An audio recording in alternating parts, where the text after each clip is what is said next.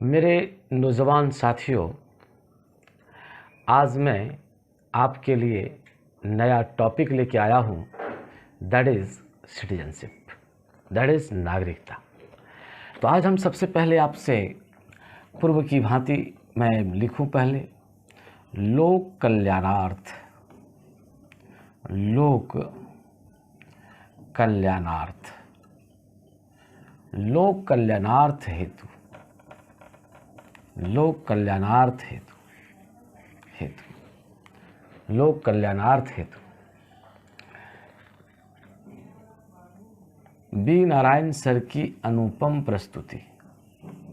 B Narayan sir, B Narayan sir की अनुपम प्रस्तुति, अनुपम प्रस्तुति, प्रस्तुति, बी नारायण सर की अनुपम प्रस्तुति। आज का टॉपिक है टॉपिक नंबर 6 और नेम ऑफ टॉपिक है, नेम ऑफ टॉपिक, ये नेम ऑफ टॉपिक है नागरिकता, नागरिकता। That is citizenship, citizen, that is citizenship, citizenship. तो मैं आज सारे नौजवान साथियों के नौजवान साथियों के सामने नागरिकता की बात प्रस्तुत करूंगा। Today I will present in regard of citizenship. आप इस बात को सोचिए, आप कभी भी जहाँ कहीं भी जाते हैं, आप जहाँ कहीं भी जाते हैं तो आप क्या पाते हैं, आप क्या सोचते हैं? तो आप कहते हैं कि भाई वो बांग्लादेश का नागरिक है, वो पाकिस्तान का नागरिक है, वो भारत का नागरिक है, वो विदेशी नागरिक है, वो देशी नागरिक है। ये जो देशी है, विदेशी है, बांग्लादेशी है, पाकिस्तानी है, ऑस्ट्रेलियन है, यूएसए है, तो इसमें एक शब्द आप जोड़ते हैं, दैट इज सिटीजनशिप। एक शब्द आप जोड़ते हैं नागरिकता। आखिर ये नागरिकता है क्या?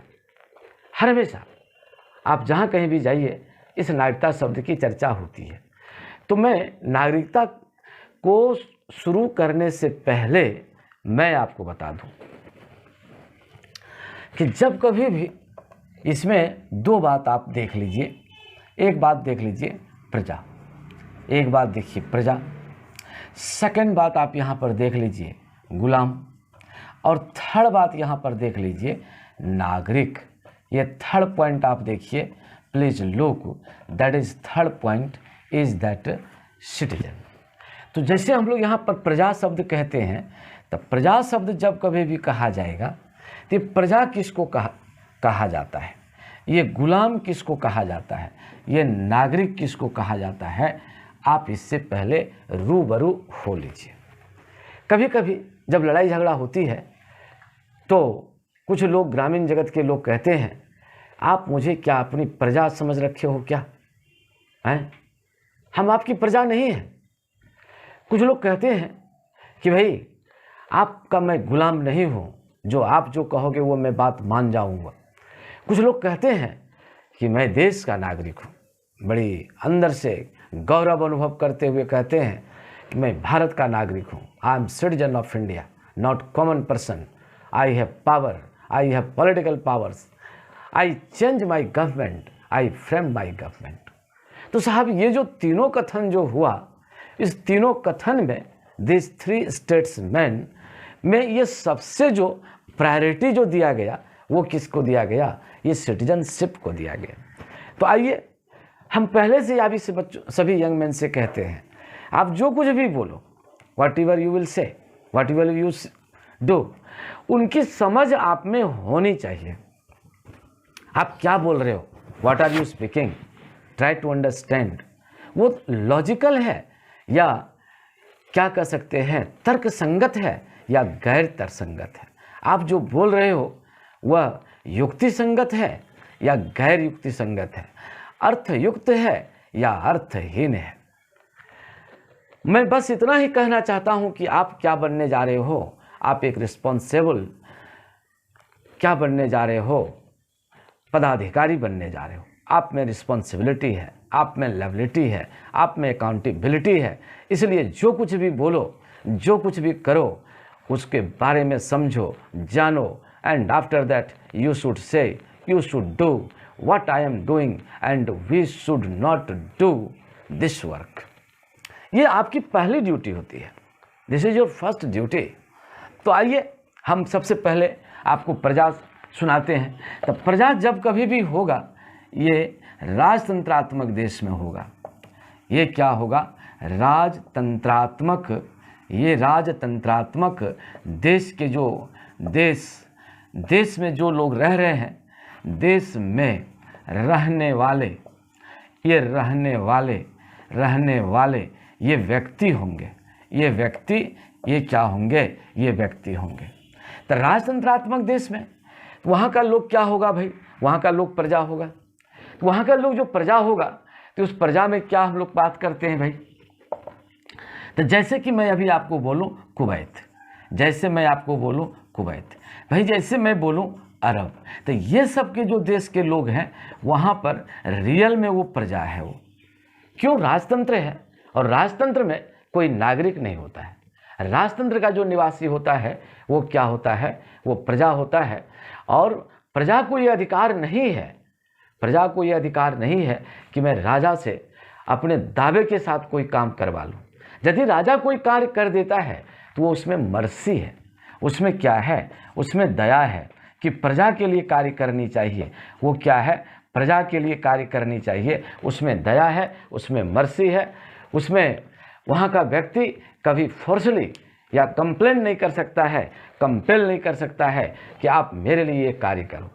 देन दैट इज कॉल्ड, वो क्या कहलाता है? प्रजा कहलाता है। तो इसका स्पष्ट बात ये हो गया कि जो राजतंत्रात्मक देश के लोग हैं वो क्या हैं? प्रजा हैं। वो जाकर के नागरिक नहीं है। चलिए, ये बात समझ के लिए मैं ये बात आपके सामने रख रहा हूँ, ताकि आपकी understanding power should increase, and after that your statement must be clear and what should be responsible. तो अब हमको यहाँ देखना है, अब गुलाम शब्द को ले लीजिए। ये जो गुलाम शब्द है भाई, इसी को हम लोग कहते हैं स्लेव। यही क्या कहलाता है? स्लेव। तो स्लेव की स्थिति जो होती है, ये अत्यंत बद से बदतर होती है। ये क्या होती है? अत्यंत बद से, ये क्या होती है? बदतर होती है। ये अत्यंत, ये क्या होती है? ये बद से क्या होती है? ये बदतर होती है। तो ये आपका क्या कहलाता है? ये आपका ये स्लेव है। और स्लेव को क्या होता है? इसको कोई अधिकार नहीं होता है। Not a single right, not a single right, not a single, ये not a single right, not a single right either political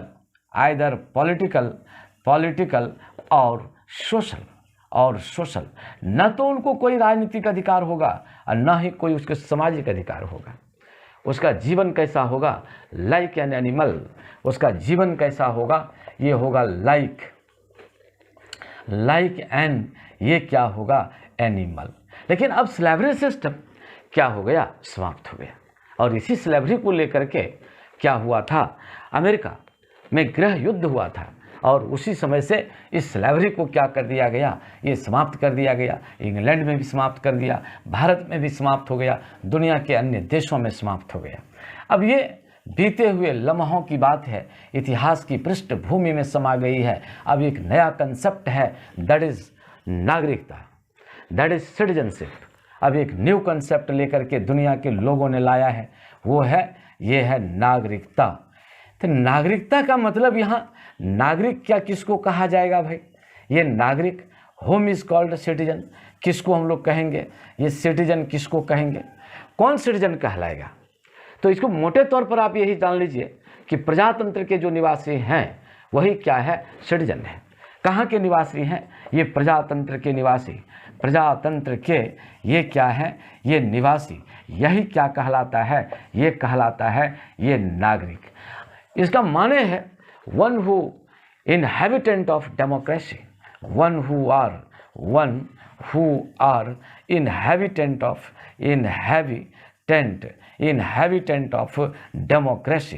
democracy, वो क्या कहलाएगा भाई? वो कहलाएगा नागरिक, दैट इज कॉल्ड सिटीजन। जैसे कि मैं आपको बोलूं भारत, जैसे कि मैं बोलूं भारत, तो जहाँ जहाँ प्रजातंत्र है, यूएसए है, इंग्लैंड है, जहाँ जहाँ ऐसी व्यवस्था है, वहाँ का लोग क्या कहलाता है? ये नागरिक कहलाता है।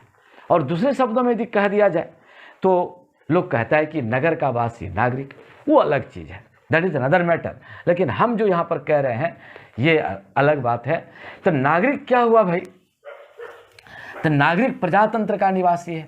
तो नागरिक के पास क्या होता है? इसके पास सारे अधिकार रहते हैं। नागरिक के पास क्या होगा? ये नागरिक के पास समस्त अधिकार होता है। समस्त ये क्या होता है? ये समस्त अधिकार होता है। कौन अधिकार होता है? इसके पास राजनीतिक अधिकार है। राजनीतिक ये क्या है? ये राजनीतिक अधिकार है। सामाजिक अधिकार है। सामाजिक अधिकार है। सामाजिक अधिकार है। आर्थिक अधिकार है। ये कौन अधिकार है? ये आर्थिक अधिकार है। आर्थिक अधिकार है। कौन अधिकार है? धार्मिक अधिकार है। ये धार्मिक ये क्या है? अधिकार है। कहने का मतलब सभी अधिकार का स्वामी कौन है? ये नागरिक है। ये क्या कर सकता है ये नागरिक? तो कहता है कि नागरिक के पास क्या है? पॉलिटिकल राइट है, सोशल राइट है, इकोनॉमिकल राइट है, रिलीजियस राइट है। जो हमारे जो सिटीजन है उसके पास क्या है? इनके पास पॉलिटिकल राइट है। ये पॉलिटिकल क्या है? ये राइट है। इसके पास क्या है? ये है सोशल राइट है। ये सोशल राइट है। इसके पास क्या है? इकोनॉमिकल राइट है। इकोनॉमिकल ये क्या है? ये राइट है। इनके पास क्या है? तो कहता है कि इसके पास रिलीजियस राइट है। इसके पास रिलीजियस ये क्या है? ये राइट है। That is called citizen. Citizen क्या करता है? कहता है ये सरकार बना सकती है तो सरकार को ये समाप्त कर सकती है। यानी कहने का मतलब इसके पास क्या है? राइट टू वोट है। इसके पास क्या है? राइट टू ये वोट है, मत देने का अधिकार है। ये मत देने का अधिकार है इसके पास। इसके पास क्या है? ये मत देने का अधिकार है। इनके पास क्या है भाई? मताधिकार का अधिकार है। ये मताधिकार का ये क्या है? ये अधिकार है। ये सरकार बना सकती है। सरकार ये क्या कर सकती है? बना सकती है। सरकार गिरा सकती है। सरकार ये क्या कर सकती है? गिरा सकती है। यानी समस्त अधिकारों के केंद्र में है। समस्त अधिकार इनमें निहित है। इनमें क्या है? ये निहित है। देन दैट इज कॉल्ड नागरिक। इसीलिए इसको क्या कहा जाता है? नागरिक। यही क्या है? यही है सिटीजन। यही है सिटीजनशिप। इसी को हम लोग कहते हैं नागरिकता। तो भाई नागरिकता ये क्या है? ये बिल्कुल अर्वाचीन विचारधारा से ये क्या है? प्रेरित है। ये नागरिकता क्या है? बिल्कुल अर्वाचीन विचारधारा से प्रेरित है। तो अब हमको ये देखना है जो परोक्षोपयोगी बातें हैं उसमें हम लोग अब प्रवेश करते हैं। लेकिन इतनी पृष्ठभूमि तो आपको समझनी ही चाहिए कि क्या इसका बेसिक फंडामेंटल कंसेप्ट है। What are the basic fundamental concept of citizenship if you are a aspirant of UPSC candidate and PCS candidate. I hope that you should understand such type of matter, otherwise you can't understand what is citizen and what's its power and rights। इसीलिए मैं कहता हूँ आप किसी माने रटंत तोते की तरह मत रहो। तोते की तरह मत करो कि आप रट लिया, कोमा फुल स्टॉप और समझदारी है ही नहीं। उस अवस्था में ये उचित नहीं होता है। उचित तो तब होता है जब आप किसी बात को समझते हैं। After that will be appropriate. और आपके करियर बिल्डअप करने के लिए वह बहुत खूबसूरत चीज़ होगा। Very must beautiful thing, must good things for your brilliant career. देखिए अब हम परीक्षोपयोगी बात करते हैं। तो क्या परीक्षोपयोगी बात है भाई? इस बात को आप देखिए। तो नागरिकता के संबंध में एकदम कान में आप खोस लीजिए। ये जो नागरिकता है, ये जो नागरिकता है, सिटीजनशिप है, ये जो नागरिकता है,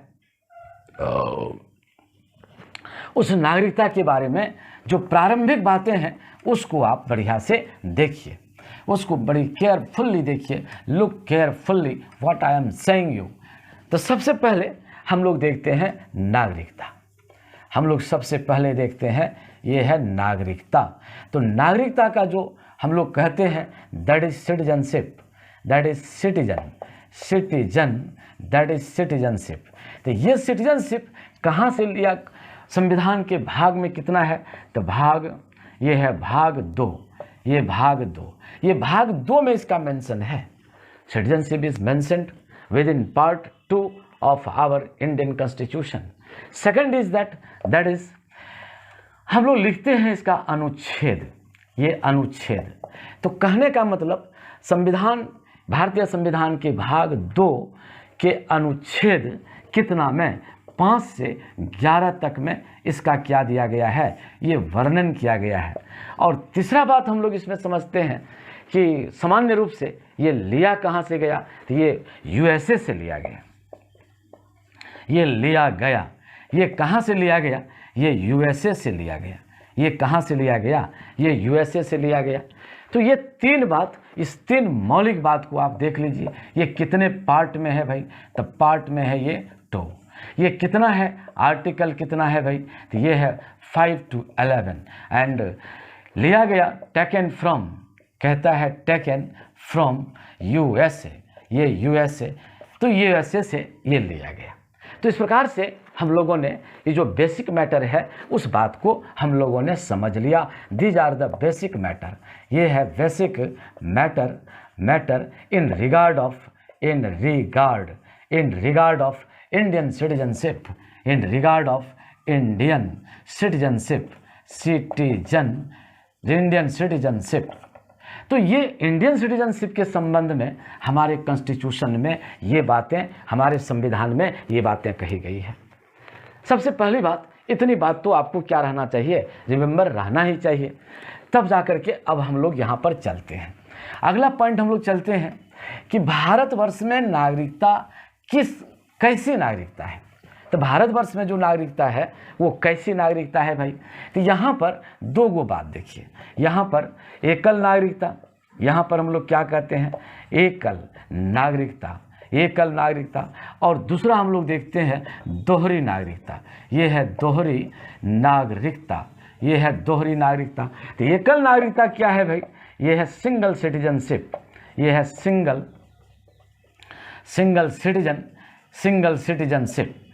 सिटीजनशिप। और ये क्या है? ये है डबल सिटीजनशिप, डबल सिटीजन, ये डबल सिटीजनशिप। तो सिंगल सिटीजनशिप कहाँ पर है? ये भारत में है। ये कहाँ पर है? ये भारत में है। और डबल सिटीजनशिप कहाँ पर है भाई? ये यूएसए में है। ये प्रश्न पूछा गया है, एकदम याद रखिए। ये प्रश्न पूछा गया है कि भारत में कैसी नागरिकता है? तो भारत में है एकल नागरिकता। तो आप यहाँ पर देख लीजिए, यदि आपको यहाँ पर इस प्रकार का प्रश्न दे दिया जाता है कि भारत में कैसी नागरिकता है, तो यहाँ पर भारत में निम्न में से, ये निम्न में से किस प्रकार की नागरिकता है? किस प्रकार की नागरिकता है? तो ये हम लोग किसको मार देंगे? हम लोग मारेंगे एकल नागरिकता, सिंगल सिटीजनशिप। और इसी से अगले प्रश्न जो पूछा जाता है कि एकल नागरिकता कहाँ से लिया गया है भाई? तो हम तो उस दिन ही भी बताए हैं आपको कि एकल नागरिकता कहाँ से लिया गया है? ये ब्रिटेन से लिया गया है। ये जो एकल नागरिकता है, ये एकल नागरिकता, सिंगल सिटीजनशिप, ये सिंगल सिटीजनशिप कहाँ से लिया गया? तो कहता है टेकन फ्रॉम, ये टेकन फ्रॉम कहाँ से लिया गया? ये है ब्रिटेन, ये है ब्रिटेन या आप कहिए इंग्लैंड, आप जो कहना है आप कहिए, यहीं से इसको क्या कर दिया गया? लिया गया। तो ये प्रश्न आया हुआ है और दोनों प्रश्न मैंने आपके सामने पुट कर दिया, रख दिया, ताकि किसी प्रकार की आपको बेझिझक, आपको दिक्कत नहीं होनी चाहिए। इसी जगह से प्रश्न यह भी पूछता है कि क्या कोई व्यक्ति बिहार का नागरिक है या उत्तर प्रदेश का नागरिक है। तो हमने उस दिन पहले भी कहा था कि कोई भी व्यक्ति, भारत का कोई भी व्यक्ति, भारत का कोई भी व्यक्ति, भारत का कोई भी व्यक्ति, कोई भी व्यक्ति, भारत का कोई भी व्यक्ति भारत के तथाकथित राज्य का, भारत के तथाकथित, भारत के तथाकथित, भारत के तथाकथित राज्य का नागरिक नहीं है, नागरिक नहीं है, नहीं है। यह केवल भारत का नागरिक है। ये केवल कहाँ के नागरिक हैं? ये भारत के, ये क्या हैं? ये भारत के नागरिक हैं। यदि कोई कहता है कि मैं बिहार का नागरिक हूँ, जैसे कि मैं बी नारायण, मैं कहूँ कि मैं बिहार का नागरिक हूँ, mister B Narayan is a citizen of Bihar, ये गलत हो जाएगा। हाँ, मैं कहाँ का नागरिक हूँ? मैं नागरिक हूँ भारतवर्ष का। I am citizen of India, neither UP nor Bihar nor Orissa nor Andhra Pradesh nor north eastern India's region. हम कभी भी इस क्षेत्र के नागरिक नहीं हो सकते हैं। तो आपका प्रश्न है कि सर ऐसा क्यों, why such type of things? इसलिए कि हमारे यहाँ कौन नागरिकता की व्यवस्था की गई है, एकल नागरिकता की व्यवस्था की गई है।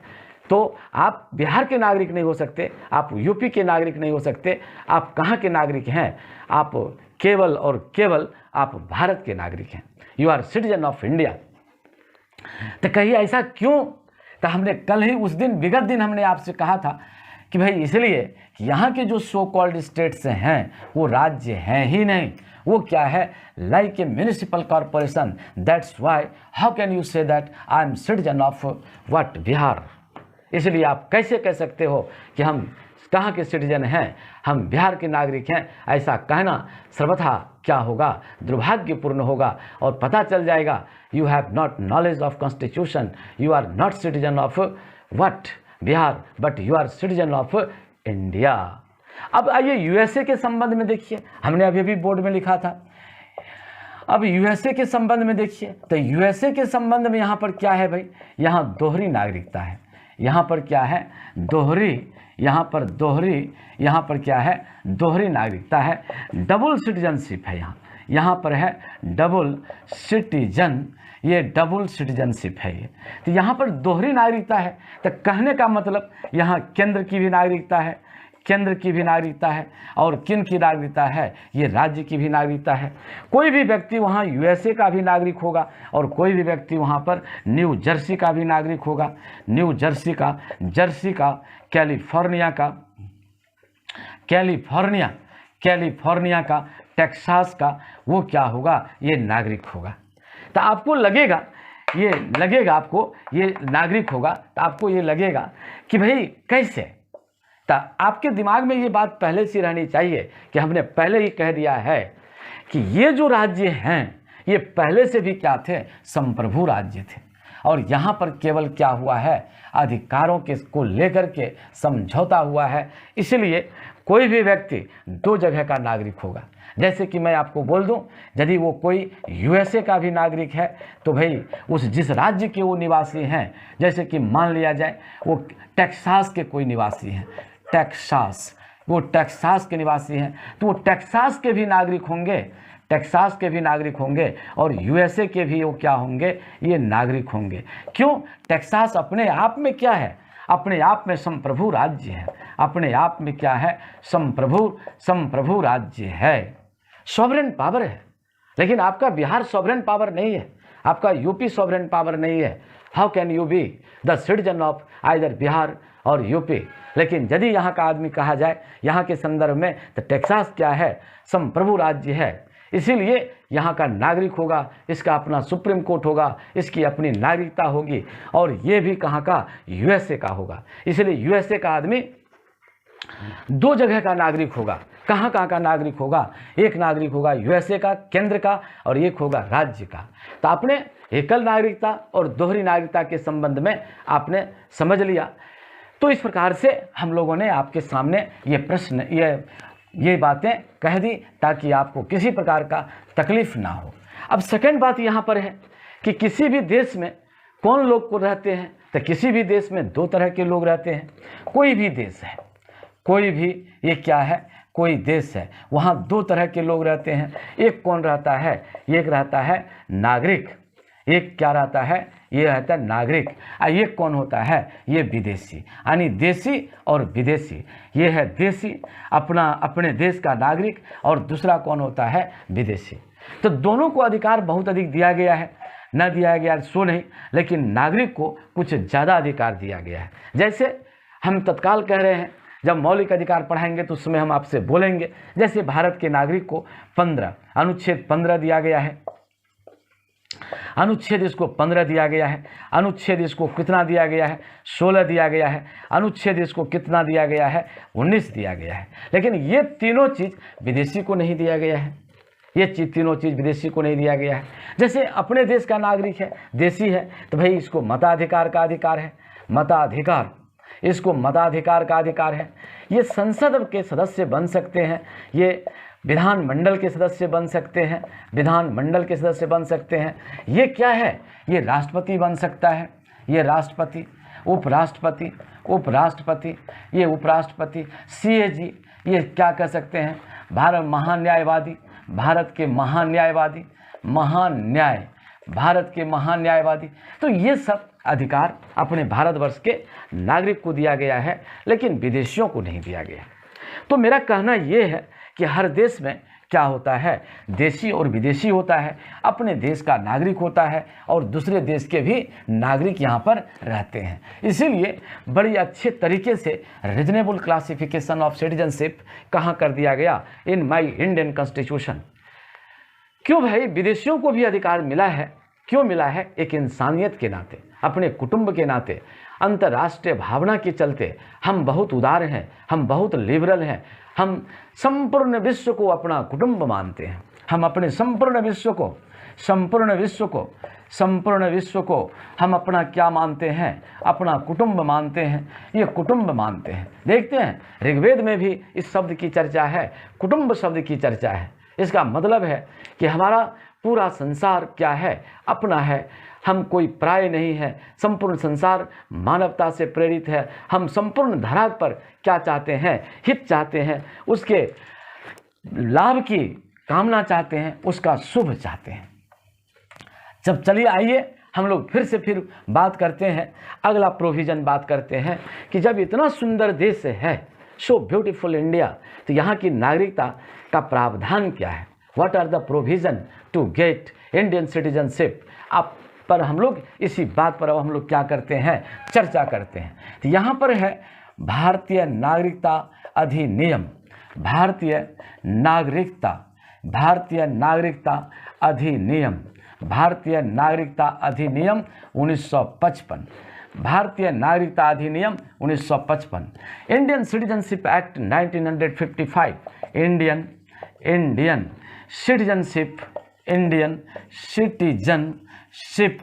एक्ट 1955। तो इसका क्या प्रोविज़न है भाई, व्हाट आर प्रोविज़न, ये कौन सा प्रोविज़न है, कौन सा प्रावधान है जो कोई व्यक्ति यदि चाहे कि हम भारत का नागरिक बने, इसके लिए क्या प्रोविज़न है। एकदम स्पष्ट रूप से रखिए कि ये परीक्षा में ये सब बातें पूछी जाती हैं। आप मेरे वीडियो को बढ़िया से देखिए, सब्सक्राइब करते रहिए, अधिक से अधिक लोगों को क्या करिए, लाभ पहुंचाइए, तो इससे क्या होगा, अच्छा रहेगा। तो हम एकदम पॉइंट वाइज लिख देते हैं, इसमें क्या प्रावधान है भाई, इसमें किस आधार पर भारत की नागरिकता प्रदान करने का प्रावधान है। तो इसमें है नंबर 1, इसमें हम लोग कहते हैं जन्म के आधार पर, हम लोग कहते हैं जन्म के आधार पर, हम लोग कहते हैं वंश के आधार पर, हम लोग कहते हैं पंजीकरण के आधार पर, फिर हम लोग यहाँ पर देशीकरण के आधार पर, ये देशीकरण के आधार पर, फिर हम लोग यहाँ लिखते हैं भूभाग अर्जित करने के आधार पर, अर्जित भूभाग के आधार पर भारत सरकार के द्वारा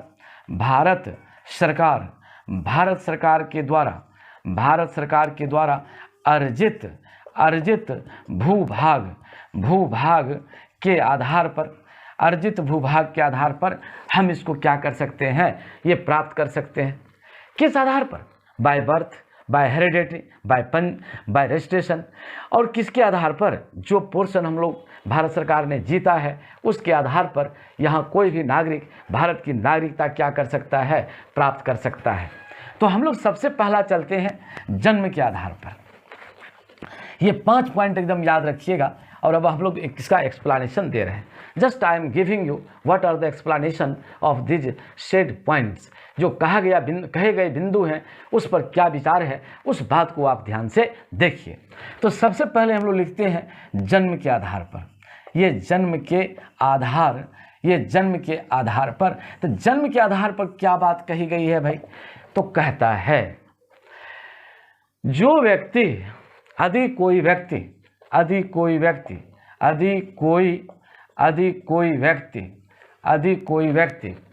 26 जनवरी 1950 को या उसके बाद भारतीय अधिशासी क्षेत्र में, भारतीय भूभाग में जन्म लिया हो तो वह व्यक्ति क्या होगा? भारत का ये होगा, नागरिक होगा। वह व्यक्ति भारत का क्या होगा? दे will be the citizen of India. कब? यहाँ देखिए, यदि कोई व्यक्ति 26 जनवरी 1950 को, कितना को भाई? 26 जनवरी 1950 को, जिस दिन अपना संविधान लागू हुआ, जिस दिन अपना भारतवर्ष को रिपब्लिक घोषित किया गया, उस दिन, ऑन दैट डे। फिर क्या कहता है? या उसके बाद देखिए, उसके बाद कहाँ? भारतीय भूभाग में जन्म लिया हो। तो भारतीय भूभाग का मतलब क्या हुआ? तो भारतीय भूभाग का मतलब हुआ कहाँ से कहाँ तक? ये कहाँ से कहाँ तक हम लोग देखते हैं, जम्मू कश्मीर से लेकर कहाँ तक? कन्याकुमारी तक, और सौराष्ट्र से लेकर कहाँ तक? ये बंगाल की खाड़ी तक। यदि कोई व्यक्ति जन्म लिया हो, certainly they will be the citizen of India.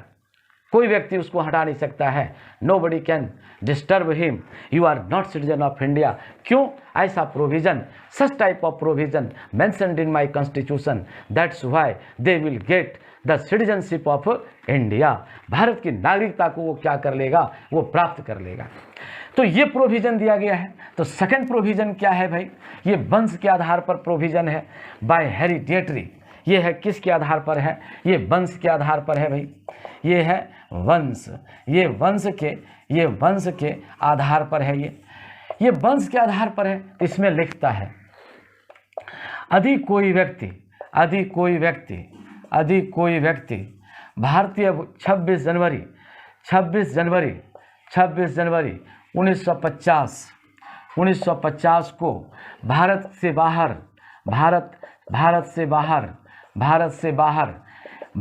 बाहर जन्म लिया हो, ये जन्म लिया हो कोमा, लेकिन उनमें से कोई, उनके माता पिता में से कोई, उनके माता पिता में से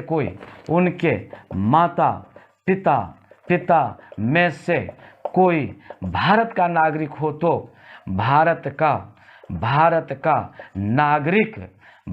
का नागरिक हो तो वह व्यक्ति वो क्या होगा? भारत का नागरिक होगा। यदि कोई व्यक्ति इससे पहले कहीं बाहर जन्म ले लिया हो, इससे पहले यदि कोई व्यक्ति 26 जनवरी 1950 को भारत से या भारत के बाहर जन्म लिया हो, तो भी वो व्यक्ति क्या होगा? भारत का नागरिक होगा। लेकिन बशर्ते कि उसके माता पिता में से कोई क्या होना चाहिए? भारत का नागरिक होना चाहिए। After that they will be what? Citizen of India. तो ये बात इस जगह कहा गया है। तीसरा प्रोविजन क्या है भाई? तीसरा प्रोविजन है, ये है देशीकरण के आधार पर, पंजीकरण के आधार पर। ये तीसरा पोजीशन क्या है भाई? पंजीकरण के आधार पर। तो पंजीकरण के आधार पर हम लोग यहाँ पर जो देखते हैं, इसमें कई प्रावधान है, लेकिन सबसे ज़्यादा जो मूल प्रावधान मैं आपको बतला दूं, तो यदि कोई व्यक्ति यदि कोई व्यक्ति भारत की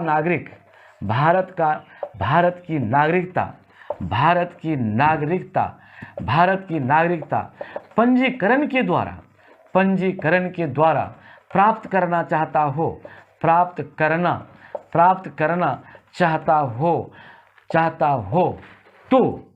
तो यहाँ पर क्या कहता है, आवेदन देने से पूर्व भारत सरकार को आवेदन देने से पूर्व उनको कितने दिन रहना पड़ेगा, 6 महीना से अधिक दिन तक 6 महीने तक भारत में निवास करना होगा। यहाँ पर आप बढ़िया से फिर से देख लीजिए, वंस अगेन। यदि कोई व्यक्ति भारत की नागरिकता पंजीकरण के द्वारा प्राप्त करना चाहता हो, मान लेते हैं कोई कॉमनवेल्थ का आदमी है, मान लेते हैं कोई राष्ट्रमंडल का कोई राष्ट्रमंडल का व्यक्ति है, राष्ट्रमंडल के देश का कोई व्यक्ति है, अब वो चाहता है कि हम भारत का क्या करें, हम पंजीकरण के द्वारा हम यहाँ की नागरिकता बनावें। तो जिस दिन से वो पंजीकरण के लिए जिस डेट से पंजीकरण के लिए वो क्या करेंगे, आवेदन पत्र देंगे तो ठीक कहता है उस तिथि से पहले 6 महीने तक भारत में वो क्या हो, निवास कर चुका हो, तब जा कर के उसका पंजीकरण क्या होगा, वैलिड होगा, और वो चाहेगा कि भाई उसका पंजीकरण हो जाए। लेकिन पंजीकरण का जो प्रार्थना पत्र आप देने जा रहे हैं, तो जिस दिन आप दीजिएगा उस तिथि से पहले 6 महीने तक आपको भारत में निवास कर लेना उचित है। यानी 6 महीने पूर्व आपको कहाँ पर रहना पड़ेगा, भारत में रहना पड़ेगा। तभी जाकर के जब 6 महीना बीत जाएगा भारत में निवास करते हुए, तब जाकर के आपका क्या देंगे, पंजीकरण के लिए आप आवेदन पत्र देंगे। तो ये नियम है पंजीकरण के लिए। तो ये किसमें है, हम किसका बात कर रहे हैं, भारतीय नागरिकता अधिनियम 1955 की बात कर रहे हैं। देखिए इसमें कौन सी बात दिया गया। अब देशीकरण में क्या दिया गया भाई, तो देशीकरण में ये जो देशीकरण है, इसमें क्या बात कह दिया गया है कि यदि कोई व्यक्ति देशीकरण के आधार पर भारत की नागरिकता चाहता हो, भारत की क्या चाहता हो, नागरिकता चाहता हो तो उन्हें आवेदन देने की तिथि से पहले आवेदन देने की तिथि से पहले 5 वर्ष तक भारत में निवास करना अनिवार्य होगा। तो जब आपका 5 वर्ष पूरा जाएगा, तब जाकर के आप किसके द्वारा देंगे, तब आप इसमें आप क्या करेंगे, देशीकरण में 5 वर्ष जब हो जाएगा, तब जाकर के आप क्या करेंगे, यहाँ पर आवेदन देंगे भारत सरकार को कि भाई मैं देशीकरण के तहत हम क्या चाहते हैं, भारत की नागरिकता चाहते हैं। तो देशीकरण का मतलब यहाँ पर ये हो गया, आप इसको ठेठ शब्दों में चलिए कि मैं कहीं का भी नागरिक हूँ, लेकिन भारत को मैं क्या मानता हूँ, अपना देश मानता हूँ। भारत के प्रति मैं अपना निष्ठा व्यक्त करता हूँ। भारत को अपना क्या मानता हूँ, भारत को अपना देश मानता हूँ, भारत के प्रति मेरी क्या है, भारत के प्रति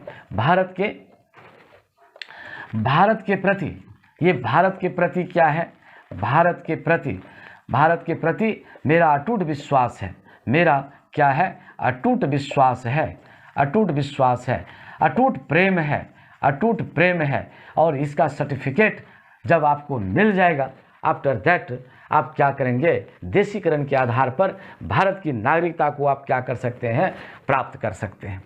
इसी प्रकार से यहाँ पर क्या दिया गया भाई, इसी प्रकार से हम लोग यहाँ पर देखते हैं, कौन सा बात देखते हैं, ये भारत के द्वारा अर्जित भूभाग के निवासी, भारत के द्वारा अर्जित भूभाग के निवासी, भारत के द्वारा अर्जित भूभाग के निवासी। तो भारत यदि किसी क्षेत्र को जीत लेता है, जैसे कि मैं आपको बोलूं ये भारत है और ये भारत ने किसको मिला लिया, ये गोवा को मिला लिया, ये गोवा को मिला लिया भाई, ये गोवा को, तो गोवा को जब मिला लिया तो गोवा किसके अधीन था, पहले ये पुर्तगाल के अधीन था। तो जब ये पुर्तगाल का नागरिक था, लेकिन अब गोवा का नागरिक कहाँ का नागरिक हो गया, ये भारत का नागरिक हो गया। ये कहाँ का नागरिक हो गया, ये भारत का, ये क्या हो गया, नागरिक हो गया। क्यों, गोवा को, इस भूभाग को किसने मिला लिया, भारत ने मिला लिया। इसीलिए यहाँ पर गोवा का व्यक्ति किसका नागरिक हो गया, ये भारत का नागरिक हो गया। इसलिए गोवा का नागरिक कैसा नागरिक है, भारत सरकार के द्वारा अर्जित भूभाग के तहत इसको क्या बना दिया गया, ये नागरिक बना दिया गया। तो इसने आपने ये सारे बिंदु को आपने देख लिया कि जन्म के आधार पर, वंश के आधार पर, देशीकरण के आधार पर, पंजीकरण के आधार पर और भारत सरकार के द्वारा जीते गए भूभाग के आधार पर कैसे भारतीय नागरिकता अधिनियम 1955 के तहत नागरिकता प्राप्त की जाती है, इसको आपने बेहतर तरीके से देख लिया। लेकिन सवाल यहाँ पर ये नहीं है कि एक बार जो संविधान में बना दिया गया वो सब दिन एक ही जैसा रह जाएगा, ऐसा नहीं है। क्यों नहीं होगा, हम संविधान में किसका अध्ययन करते हैं, हम संविधान में मानव का अध्ययन करते हैं, मानव से संबंधित जो अधिकार दिया गया है, उनके जो पावर्स हैं। तो स्वाभाविक बात है इसमें बदलाव आएगा ही, और समय समय पर जैसे जैसे बदलाव आता है उसमें भारत सरकार क्या करती है, संविधान के अनुच्छेद 11 के तहत इसमें परिवर्तन करते रहती है। तो नागरिकता जो आर्टिकल जो है, ये आर्टिकल 11 इसमें संविधान, इसमें संसद को अधिकार है, ये संसद को क्या है, ये संसद को अधिकार है कि वे समयानुसार भारत की नागरिकता में, समयानुसार भारत की नागरिकता में क्या कर सकता है, परिवर्तन कर सकता है अंडर आर्टिकल 11। ये किसके तहत भाई, अंडर आर्टिकल, ये कितना करता है, 11। तो समयानुसार संशोधन कर सकता है। तो परिस्थिति जब बदलती है, जब लोगों के सामने विषम परिस्थिति आती है या कुछ जो बेहतर स्थिति आती है या बदतर स्थिति होती है, उस समय भारत के संविधान में भारत के प्रतिनिधियों के द्वारा यहाँ पर क्या कर दिया जाता है, बदलाव कर दिया जाता है। तो हम लोग अब पढ़ेंगे दूसरा चीज़ इसमें देखेंगे कि भारतीय नागरिकता संशोधन अधिनियम 1986, हम लोग इस पर देखेंगे। भारतीय नागरिकता संशोधन अधिनियम, भारतीय नागरिकता संशोधन अधिनियम 1986, भारतीय नागरिकता संशोधन अधिनियम 1986। तो अब इसमें क्या परिवर्तन कर दिया गया, 1955 में भारतीय नागरिकता अधिनियम 1955 में क्या परिवर्तन कर दिया। तो भाई भारतीय नागरिकता अधिनियम, ये भारतीय नागरिकता अधिनियम 1955 में इसके द्वारा कुछ क्या कर दिया गया, संशोधन कर दिया गया। क्या कर दिया गया, संशोधन कर दिया गया। तो क्या अमेंडमेंट कर दिया गया भाई, तो हम आपको पहले से बता रहे हैं कि किस किस आधार पर नागरिकता आपको मिली है भाई। तो मिली है जन्म के आधार पर, फिर किस आधार पर मिला है भाई, वंश के आधार पर, फिर किसके आधार पर मिला है भाई, देशीकरण के आधार पर, फिर किसके आधार पर आपको मिला है, तो कहता है कि पंजीकरण के आधार पर, भारत सरकार के द्वारा भू अर्जित भूभाग के आधार पर। तो हमको यहाँ पर देखना है कि इसके अंतर्गत कौन कौन संशोधन किया गया। तो देखिएगा, तो भारतीय नागरिकता संशोधन अधिनियम नागरिकता संशोधन अधिनियम 1986। तो इसमें क्या संशोधन कर दिया? तो सबसे पहला बात यहाँ पर हम लोग देखते हैं, जन्म के आधार पर जो नियम था उसमें, तो जन्म के आधार पर क्या इसमें संशोधन कर दिया गया? तो इसमें संशोधन यही कर दिया गया कि यदि भारत का नागरिकता आप चाहते हैं तो ऐसा है कि माता पिता में से कोई एक नागरिक आपका होना चाहिए। अब इससे पहले मैं एक थोड़ा सा बात और बता दूं कि आखिर इसको लाने का जरूरत क्या पड़ गया। ये जो भारतीय नागरिक संशोधन अधिनियम 1986 जो लाया गया, तो भाई हमारे विधायिका के सामने ये क्या जरूरत पड़ गया? तो हुआ यूँ कि बांग्लादेश, ये जो बांग्लादेश है, ये बांग्लादेश, ये कौन है भाई? ये अफ्रीका, और ये कौन है? ये श्रीलंका। तो यहाँ के बहुत सारे लोग अवैध रूप से कहाँ प्रवेश कर गया? भारत में ये क्या कर गया? प्रवेश कर गया। और वो लोग भी भारतीय नागरिकता का लाभ उठाने लगा। जो भारत के नागरिक को लाभ मिलता था उसका लाभ ये लोग उठाने लगा। इस पर सरकार क्या हुई? सजग हुई और उन लोगों ने इसका जायजा लिया और इसके लिए एक संशोधन अधिनियम लाया गया, भारतीय नागरिकता संशोधन अधिनियम 1986। इसमें कौन सा प्रोविजन ला दिया गया? तब कहा कि भाई जन्म के आधार पर क्या बदलाव कर दिया गया। आपको देखना है कहाँ बदलाव किया गया है। तो जन्म के आधार पर क्या बदलाव कर दिया? जन्म के आधार पर क्या बदलाव किया गया? तो इसमें कह दिया गया कि यदि कोई व्यक्ति भारत का नागरिक बनना चाहता है, if anybody wants to be the citizen of India, उसको क्या होना चाहिए? उनके माता पिता में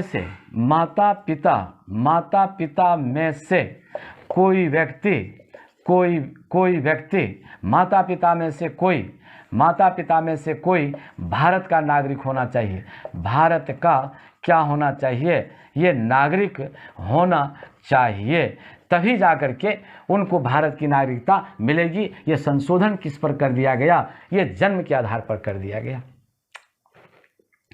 ऐसा यदि कोई नहीं है तो भाई उस आधार पर आपको यहाँ पर नागरिकता प्रदान नहीं की जाएगी। मान लेते हैं कोई बाहर से व्यक्ति आया है, अब वो यहाँ पर जन्म ले लिया है, इसके बाद उसका जो माता पिता है वो यहाँ से चल दिया।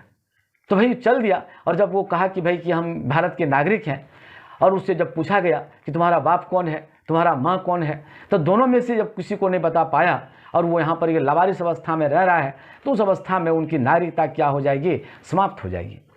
तो भाई वो भारत का नागरिक नहीं बनेगा। क्यों नहीं बनेगा? किस अधिनियम के तहत नहीं बनेगा? भारतीय नागरिकता संशोधन अधिनियम 1986। उसके दोनों में से कोई एक, चाहे माता हो या पिता हो, यदि वो प्रमाण देता है कि मेरी माँ भारत के नागरिक हैं या मेरे पिता भारत के नागरिक हैं, दो में से यदि कोई एक, तो भाई तब उसको क्या मिल जाएगा? भारत की नागरिकता मिल जाएगी। तो ये प्रोविज़न लाया गया किसके द्वारा? भारतीय नागरिकता संशोधन अधिनियम 1986 के द्वारा ये प्रोविज़न लाया गया। अब देखिए सेकंड में कौन सी प्रोविज़न यहाँ पर क्या परिवर्तन कर दिया गया? यहाँ पर पंजीकरण में क्या परिवर्तन कर दिया गया? पंजीकरण, ये पंजीकरण में जो रजिस्ट्रेशन है, ये रजिस्ट्रेशन में क्या परिवर्तन कर दिया गया? तो उसमें कितना था? जो पंजीकरण में जो था उसमें कितना था? यानी भारतीय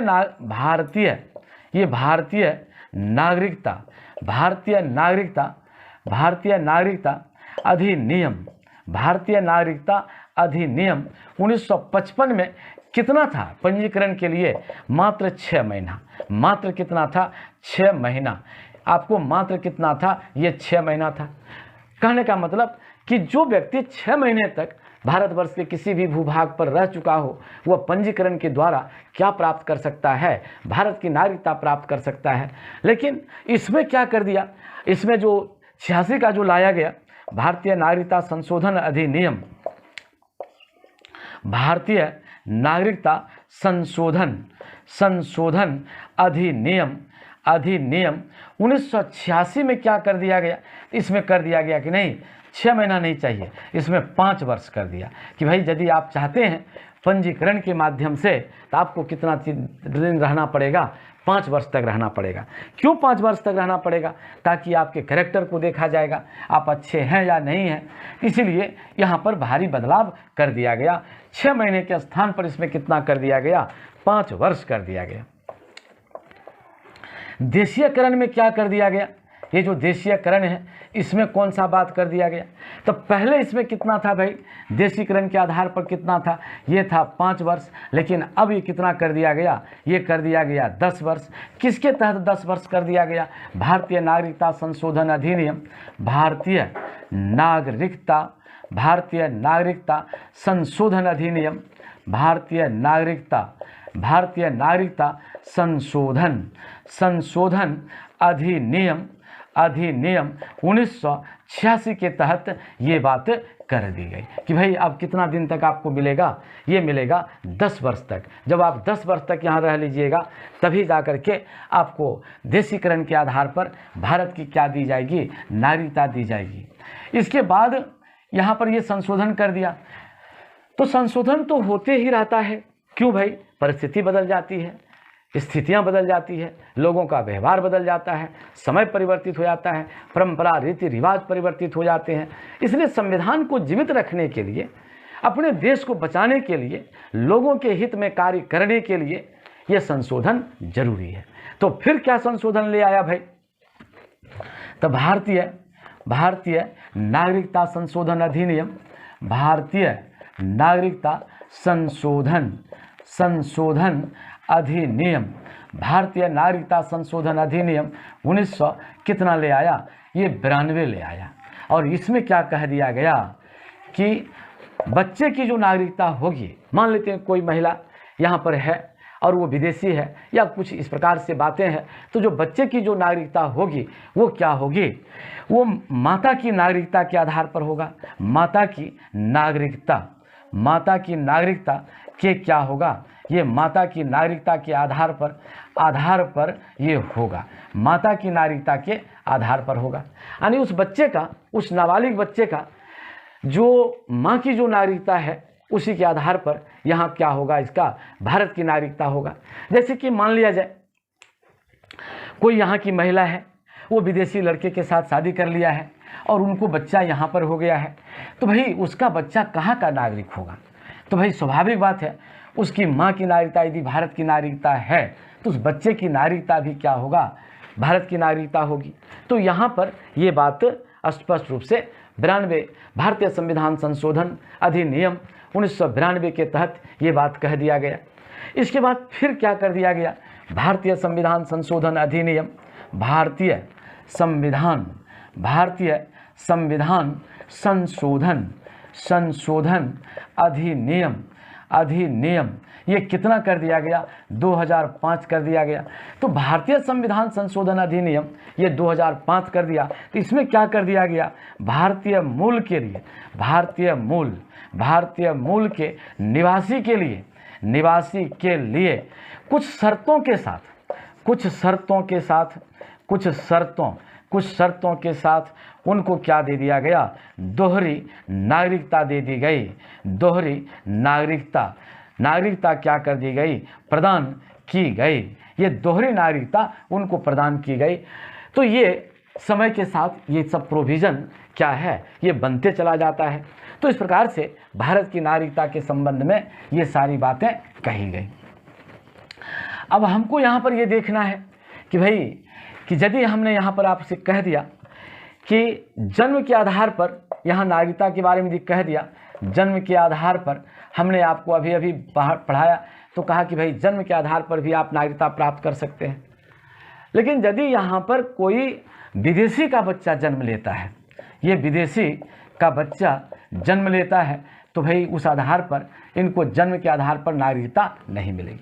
कोई राजनयिक का बच्चा जन्म लेता है, कोई राजनयिक का बच्चा जन्म लेता है, तो उस आधार पर भी जन्म के आधार पर यहाँ की नागरिकता प्रदान नहीं की जाएगी।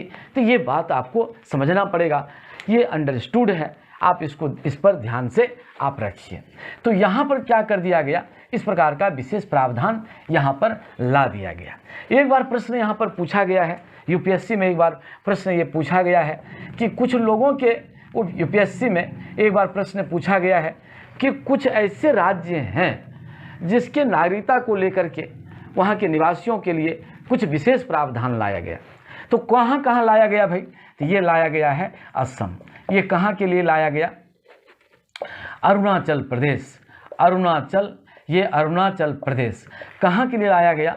सिक्किम। ये कहाँ के लिए लाया गया? ये सिक्किम। कहाँ के लिए लाया गया? आंध्र प्रदेश। गोवा। ये गोवा। ये किसके लिए लाया गया? तो कहता है मिजोरम। ये मिजोरम। किसके लिए? ये मणिपुर। तो ये सब के जो निवासी हैं, इसके लिए कुछ विशेष प्रावधान लाया गया। और इस प्रावधान का उल्लेख कहाँ से कहाँ है? तो कहता है 371 से लेकर के 371 ये तक इसका विवरण दिया गया है कि भाई इसके लिए कुछ क्या होगा? विशेष प्रावधान होगा। इनकी नागरिकता के संबंध में कुछ विशेष प्रावधान होगा। तो आप कहेंगे कि सर तब तो ये विभेद हो गया। तो हम तो आपको ऑलरेडी पहले से कह चुके हैं, अनुच्छेद 11 के तहत संसद चाहे तो इसमें क्या कर सकती है? संशोधन कर सकती है अपनी स्थिति के अनुसार, अपनी परिस्थिति के अनुसार। वहाँ के स्थिति को देखते हुए भारत के हित में ऐसा कार्य किया जा सकता है। इसलिए ऐसा यदि काम किया गया है तो कोई गड़बड़ बात नहीं है, ताकि देश की एकता, अखंडता को बचाया जा सके, संघर्ष से बचाया जा सके, विद्रोह से बचाया जा सके, देश को आगे बढ़ाया जा सके। तो ये बातें, इस प्रकार की बातें कही गई है भारतीय नागरिकता के संबंध में। ये बातें कही गई है। अब हम इसको लूज कैसे करेंगे? भारतीय नागरिकता के खोने के तरीके, ये जो भारतीय नागरिकता है, भारतीय नागरिकता को खोने के तरीके, ये खोने के ये क्या है भाई? ये तरीके। तो भारतीय नागरिकता के खोने के तरीके, तो इसमें सबसे पहला बात है स्वेच्छा से। ये स्वेच्छा से, यदि कोई व्यक्ति स्वेच्छा से वो कहता है कि नहीं मैं भारत का नागरिक नहीं रहूँगा, हम यहाँ से चले जाएंगे, हम भारत को पसंद नहीं करते हैं। मान लीजिए कि उसका यूएसए में या लंदन में या ब्रिटेन में उनका कारोबार जम गया है, उनकी आबो हवा उन्हें रास आती है, भारत की आबो हवा उनके लिए उचित नहीं लगता है, तो वो क्या कर सकता है? स्वेच्छा से वो भारत की नागरिकता को त्याग सकता है। इसमें भारत सरकार का किसी प्रकार का इंटरफेयर नहीं होगा। लेकिन इस जगह आपको ध्यान में रखना पड़ेगा, इस जगह आपको ध्यान में रखना पड़ेगा कि स्वेच्छा से वही व्यक्ति अपनी नागरिकता यहाँ त्याग करके जा सकता है जो कि भारत सरकार के नज़र में, भारतीय संविधान के नज़र में, कानूनी प्रक्रिया के नज़र में वह अपराधी ना हो, वह दोषी ना हो, वो क्या हो? घोटालाबाज ना हो। वैसा व्यक्ति यहाँ का नागरिकता छोड़ के जा सकता है। यदि आप कहेंगे कि मान लीजिए कोई घोटालाबाज है, ये घोटालाबाज है, कोई अपराधी है, कोई मर्डरर है, कोई हत्यारा है, कोई रेपिस्ट है, कोई क्या है भाई? रेपिस्ट। ये कोई रेपिस्ट है, और वो यदि व्यक्ति कहता है कि हम भारत की नागरिकता छोड़ करके चले जाएंगे, तो उसको सरकार जाने नहीं देगी। क्यों? आप दोषी हो, you are guilty before Indian law, इसलिए आप भारत छोड़ करके नहीं जा सकते हो। देखते हैं कभी कभी क्या होता है, न्यायालय क्या कहती है कि भाई आपको बाहर जाने का आदेश नहीं होगा, आप ठीक है, आपको हम यहाँ पर मुचलका पर आपको जमानत देते हैं, लेकिन आप विदेश यात्रा नहीं कर सकते। काहे? उनको डर लगता है ये अपराधी है, ये घोटालाबाज है, ये मर्डरर है, ये रेपिस्ट है, और यदि भाग जाएगा तो फिर बाहर से लाने में, प्रत्यर्पण की क्रिया को लाने में बहुत समस्या हो जाएगी। इसलिए उसको बाहर जाने से उस पर रोक लगा दिया जाता है, उस पर निगरानी रखी जाती है, आप बाहर नहीं जा सकते हैं। लेकिन यदि कोई निर्दोष है, एकदम क्या है, इनोसेंट बिफोर द लॉ, तो वो आसानी से वो भारत से बाहर का नागरिक क्या हो सकता है? बन सकता है। जैसे कि मैं डी नारायण, हम जब चाहें अपना भारत की नागरिकता को त्याग करके हम बाहर की नागरिकता ले सकते हैं, इसमें कोई दो मत नहीं है। क्यों? मेरे ऊपर किसी प्रकार का क्या नहीं है, मुकदमा दर्ज नहीं है, मैं कानून की निगाह में दोषी नहीं हूँ, मुझ पर किसी प्रकार का चार्ज शीट नहीं है, इसीलिए हम क्या हैं? फ्री हैं। लेकिन ऐसा हम करेंगे नहीं। क्यों? भारत की मिट्टी मुझे काफ़ी खूबसूरत है, इसी मिट्टी में जन्मे हैं, इसी मिट्टी में रहेंगे, और इसी मिट्टी के लिए सर्वोच्च कार्य करेंगे और भारत का ऊंचा उठाएंगे। ये मेरी अरमान है, ये मेरी तमन्ना है, ये मेरी इच्छा है, दिस इज़ माई डिज़ायर। तो ये चीज़ यहाँ स्वेच्छा से यदि कोई नागरिक बोले, यहाँ पर शर्त आपको देखना पड़ेगा कि वो इनोसेंट है, तब तो वो जा सकता है। लेकिन यदि वो कानून के निगाह में ऐसे ऐसे चीज़ें हैं तो उसको सरकार जाने नहीं देगी। सेकंड पोजीशन आप देखिए इसमें, परिवेशन के द्वारा। तो परिवेशन के द्वारा यदि वो स्वेच्छा से दूसरे देश की नागरिकता प्राप्त कर लेती हो, परिवेशन, ये दूसरा पॉइंट इसका क्या है भाई, परिवेशन। ये परिवेशन के द्वारा, यानी यदि कोई व्यक्ति, यदि कोई भारतीय स्वेच्छा से दूसरे देश की नागरिकता प्राप्त कर लेता हो, नागरिकता क्या कर लेता हो, प्राप्त कर लेता हो, तो उनकी नागरिकता, भारत की नागरिकता खुद ब खुद क्या हो जाएगी, भारतीय नागरिकता खुद ब खुद वो क्या हो जाएगी, समाप्त हो जाएगी। उनकी भारत की नागरिकता खुद ब खुद क्या हो जाएगी, ये समाप्त हो जाएगी। उसको कहने का जरूरत नहीं पड़ेगा कि साहब मेरी भारत की नागरिकता रहेगी या नहीं रहेगी, ये बाय ऑटोमेटिकली ये क्या हो जाएगा, ये समाप्त हो जाएगा। इस प्रकार से परिवेशन के द्वारा है। और तीसरी बात है विवाह के द्वारा। ये तीसरी बात है विवाह के द्वारा। तीसरी बात हम लोग देखते हैं विवाह के द्वारा, बाय मैरिज। ये विवाह के द्वारा, मान लेते हैं कोई भारतीय लड़की किसी विदेशी लड़के के साथ शादी कर लेता हो, किसी विदेशी लड़के के साथ शादी करता हो, तो उस अवस्था में उस लड़की की नागरिकता क्या हो जाएगी, खुद ब खुद समाप्त हो जाएगी। वो किनके नागरिक हो जाएंगे, जिस देश के लड़के के साथ उन्होंने क्या किया है, विवाह किया है। तो अपने यहाँ ऐसा बहुत सारा उदाहरण है, मैं ऐसे उदाहरण को यहाँ कहना नहीं चाहता हूँ, क्यों, हो सकता है कोई विवाद हो जाए, इसलिए मैं ये सब बात कहना नहीं चाहता हूँ। आप देख लीजिए, आप अपने हिसाब से देख लीजिए, ये सब बात होता है। तो ये मैंने स्पष्ट रूप से आपकी अवधारणा को स्पष्ट कर दिया है, आप उसको जोड़ करके देख सकते हैं। तो जो विवाह के द्वारा है, यदि कोई भारतीय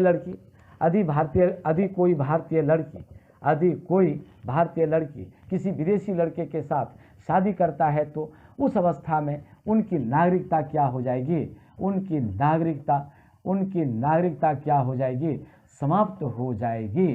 तो ये विवाह के द्वारा है। चौथी बात, यदि किसी पर क्या कर दिया गया हो, देशद्रोह का आरोप सिद्ध हो गया हो, देशद्रोह का आरोप सिद्ध हो गया हो, देशद्रोह का आरोप क्या हो गया हो, सिद्ध हो गया हो, तो उसकी नागरिकता क्या कर दी जाएगी, ये नागरिकता क्या कर दी जाएगी, ये समाप्त कर दी जाएगी। उसका जो सिटीजनशिप हो जाएगा, देयर सिटीजनशिप विल बी क्या हो जाएगा, इंडप्ट। उसका सिटीजनशिप क्या हो जाएगा, एबॉलिश। ये क्या हो जाएगा, ये समाप्त हो जाएगा। उसको किस आधार पर, देशद्रोह साबित हो गया, उस आधार पर। मान लेते हैं कोई विदेशी कोई अपना नागरिक दुश्मन देश के राष्ट्र को मदद करता हो और वो जाके सिद्ध हो गया हो, तो ऐसी स्थिति में भी उसकी नागरिकता क्या हो जाएगी, ये समाप्त हो जाएगी। तो इस प्रकार से हम लोगों ने भारत की नागरिकता के संबंध में देखा। तो ये जो भारत की नागरिकता के संबंध में हम लोग देखा, तो ये बड़ी स्पष्ट है, बड़ी सरल है, सहज है। भारतीय संविधान में सबका ख्याल रखा गया है। बड़ी आसानी से आप भारत की नागरिकता को प्राप्त कर सकते हैं। ऐसा इसलिए किया गया है, यह मानवीयता है। कहीं भी मानव रहे, सुख से रहे, चैन से रहे, और जिस देश में रहे उस देश के लिए किसी प्रकार का हानि न पहुंचावे, ये भारतीयों का क्या है, मानना है, लक्षण है। तो इसलिए भारत की नागरिकता प्राप्त करना अपने आप में एक गौरव की बात है। धन्यवाद।